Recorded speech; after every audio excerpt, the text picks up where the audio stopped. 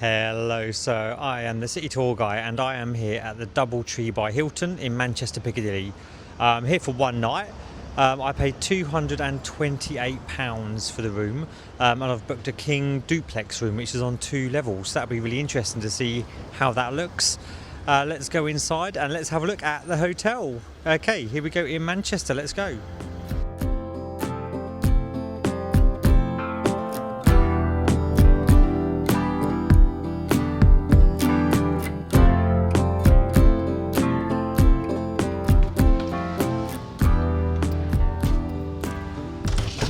Okay, so let's take a look around the room then. So this is I would guess you would say it's sort of the ground floor level of the room, but it's actually on the 10th floor. So I can hear a few sirens in the background. So I've got this really cool staircase here. I wouldn't want to go up and down that after a few drinks for sure, but yeah, that's not really going to be a problem today. So that's a bed that I guess it doubles up as a sofa bed. So you can sleep a few more people in here than just the two upstairs. Yeah, nice sitting area there. Then we've got a big TV on the wall, and then we've got this cool little nook here. So you can hear the sirens in the background. Loads of sirens going off.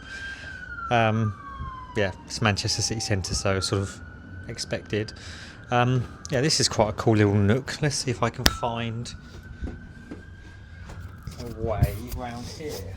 Here we go. Yeah, so we've got Manchester Piccadilly Station, which is just there, and then you've got the main strip is down that way, so you can get to the Arndale Centre down there, tram stops, etc., all around this way. So yeah, that's quite a cool little nook there. You can sit here, have a drink, watch the world go by. Let's have a look around the rest of the room. So yeah, that's it for down here. So let's have a look upstairs.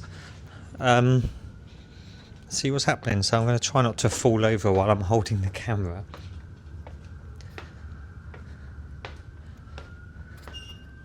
Okay, so massive bed. That's quite nice. And yeah, they did say the minibar is stocked and that's complimentary, so that's quite cool. So we've got a little kettle there and some teas. Got a safe there for storing goods.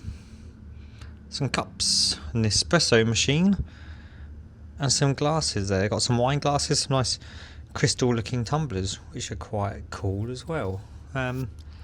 Let's have a look in the minibar. So this is all complimentary, they said, so that's quite nice. So got some waters, got some nuts. Oh, we've even got some alcohol in there. Got some Sauvignon Blanc, a Malbec, a beer.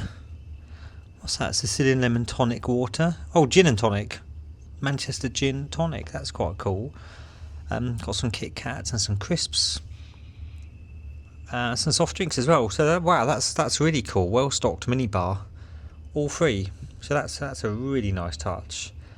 You definitely wouldn't get the best room in a hotel and a stocked minibar in London for £200 a night. So that's absolutely banging. That is winning at life. Happy days, winning at life.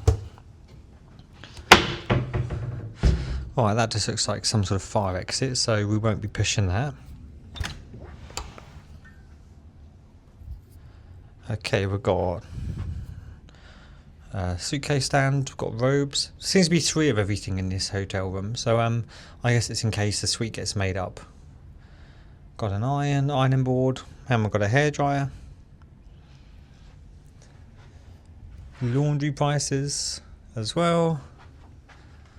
Have a look around here. So we've got another television and a little desk table. There's no mirror, so I'm guessing. Oh, there we go. So for ladies wanting to do their makeup, you have got a mirror there with a seat and a random piece of art sculpture. What have we got here? What's this? Oh, cool. So you can see downstairs there's a little nook there. There is a safety rail, which is quite good. You don't want to be falling down there in the night. Yeah, and that's one more level up the city of Manchester view. So this is the 11th floor. I was going to stay at the Hilton Deansgate because they've got a really cool sky bar there. but that's actually being rebranded as a IHG Intercontinental, so I didn't think it'd be worth reviewing it as a Hilton, to be honest, because it's not going to be a Hilton for much longer. Okay, let's have a look at the bathroom. So a big tub there, the standard Hilton Crabtree and Evelyn toiletries, his and her sink, and we've got a big walk-in shower, which is quite nice. I prefer a walk-in shower to a bathtub. Yeah, that's really cool. The toilet is separate, and that's just here. So that's the toilet area. Again, 3 glasses there for 3 people. You're going to share a flannel, guys. You're not allowed your own flannel. You've got to share between the 3 of you if there's 3 of you staying here. I'm sure that wouldn't be a problem to get that sorted if you wanted a couple of extra ones. Yeah, so that's the room here. There's no executive lounge at the hotel. So yeah, that's you're not going to get any happy hour drinks. Breakfast is served in the main restaurant downstairs, so I'll be having that in the morning because that's included, because I'm a Diamond member with Hilton. And yeah, the rest of the hotel looks great. They've got a trendy looking bar, and we'll see what the hotel stay is like. This is the city tour guy, and I'll let you know how I get on. See you later. Okay, so this is the breakfast area at the hotel. There's no executive lounge for any Hilton Diamonds or people in executive rooms. So you do have your breakfast in the main restaurant, which is really cool, actually. Really nice vibe. They got these cool little lights that hang down. Really nice sort of vibey room for brekkie. Yeah, you got some nice juices. Got the great coffee from the machine. Syrups, which you don't see at brekkie in many hotels. You got a nice choice of syrups, nice choice of teas. Yeah, the load of hot items as well. The service was good. Service with a smile, wasn't too busy either. There is one issue with the breakfast that I'm about to talk about in my main summary video, so keep your ears peeled for that.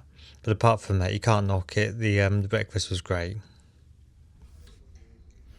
Hello. So just about to check out at the hotel. Two little niggles I've got to mention. There was no butter at breakfast. Can you believe it? A very nice 4-star hotel, and no butter at breakfast. What is going on? They said they hadn't had their delivery yet. Go to the shop. There's like a Sainsbury's down the road. Go buy some butter. Slice it up into small cubes. Whack it on a plate. You can't not have butter for breakfast, can you? Come on, guys. The second little niggle is so when I got here yesterday, I couldn't check in early. My room wasn't available till 3 p.m. Okay, which is fair enough. So I went down this morning, asked for a 2 p.m. late checkout. I'm a Diamond member with Hilton, which is their top tier. So it wasn't too much to ask, and they said the latest they could do was 12:30, because someone's got this room after me today. So it doesn't take 3 hours, 2.5 hours to clean the room, does it? So managed to negotiate a 1 p.m, but that was hard. That was a hard negotiation. So did get a 1 p.m. checkout. Would have liked to, but I do understand that they've got to clean the room for the next people coming in. Yeah, apart from those niggles, I really like the hotel. The location is great. It's clean. The staff are friendly. The stacked minibar was epic. I mean, I would take everything out of it if I wasn't flying tomorrow. But I just took a couple of bottles of water, took the driest peanuts, and I took the Kit Kat because they're my favourites. Would I stay here again in Manchester? Absolutely. I mean, I did stay at the Kimpton Clock Tower, which is a IHG hotel, and that building is absolutely stunning. So that is a top hotel in my opinion. Beautiful hotel, loads of history. It was a former bank. So yeah, that's probably my go-to because I love old buildings, the old architecture. But my next review, where I'm staying today, is the Stock Exchange Hotel, which is a Marriott property. Really good reviews. It's always up there. If you Google top 10 hotels in Manchester, that's always up there, in the top 3 probably, in a lot of those searches. So yeah, I'm gonna go to that today and see if that changes my opinion of my go-to hotel in Manchester. I mean, for me, it really depends on like which hotel loyalty scheme I'm chasing at the minute, because I try and stay top tier status with Marriott, IHG and Hilton. I travel a lot for work, so that's achievable at the minute, but in a few years that's probably going to tail off a bit work wise with the travelling aspect of it. I like the IHG hotels. I love an Intercontinental, but it's tricky because I've got to look at lifetime status, because in maybe 5-10 years I won't be travelling at all for work. So IHG don't do lifetime status. Marriott does, which is more achievable than Hilton, but I have stayed at a lot more Hiltons in my life. So yeah, I'll probably have to knock IHG on the head in a few years, and then maybe slim down Marriott and then go a bit harder on Hilton to try and get my lifetime diamond status before I stop travelling so much. Anyway, I'm going to stop babbling on because I've got to go.